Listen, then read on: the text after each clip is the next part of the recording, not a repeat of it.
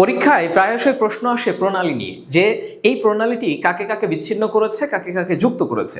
বর্তমান বিশ্বে প্রণালী অনেক বেশি আলোচিত। আমরা গুরুত্বপূর্ণ দুটি প্রণালী নিয়ে আজকে আলোচনা করব। প্রথম প্রণালীটি হচ্ছে বসফরাস প্রণালী।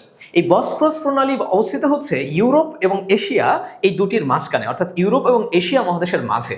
এবং মজার ব্যাপার হচ্ছে এই প্রণালীটা একটা শহরকে দুই ভাগ করে ফেলেছে এবং একটা শহরকে দুইটা মহাদেশে ডিস্ট্রিবিউট করে দিয়েছে। একদিকে দেখতে পাচ্ছি আমরা ইস্তানবুল, আবার এখানেও ইস্তানবুল, অর্থাৎ ইস্তানবুল শহরটাকেই দুই ভাগে ভাগ করেছে এই যে বসফরাস প্রণালী সেটি। এবং কাকে কাকে যুক্ত করেছে আমরা দেখতে পাচ্ছি, এখানে আছে ব্ল্যাক সি এবং নিচের দিকে আছে হচ্ছে সি অফ মরমারা। এই যে দুইটা সাগর, এই দুইটা সাগরকে যুক্ত করেছে হচ্ছে এই বসফরাস প্রণালী। এবং এই যে প্রণালীটি আমরা দেখলাম বা স্ট্রেটটা দেখলাম, ঠিক এখানে আরো একটি প্রণালী রয়েছে যেটিও আমাদের জানা অনেক বেশি গুরুত্বপূর্ণ। সেই প্রণালীটির নাম হচ্ছে দারদানেলিস প্রণালী। এখন আমরা দেখব দারদানেলিস প্রণালী। দারদানেলিস প্রণালী কোথায় অবস্থিত? ঠিক এই তুরস্কতেই অবস্থিত।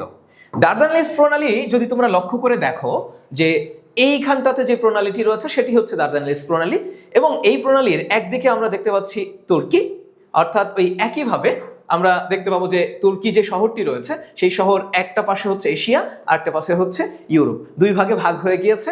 এবং এটি যুক্ত করেছে ইজিয়ান সাগর এবং ওই যে আগের সেই মরমরা সাগর, অর্থাৎ এই যে মাঝে যে সাগরটি রয়েছে সেটি হচ্ছে ইজিয়ান সাগর, সেটি যুক্ত করেছে নিচের, এটি হচ্ছে ইজিয়ান সাগর এবং এটা মরমরা সাগর, এই দুটাকে যুক্ত করেছে।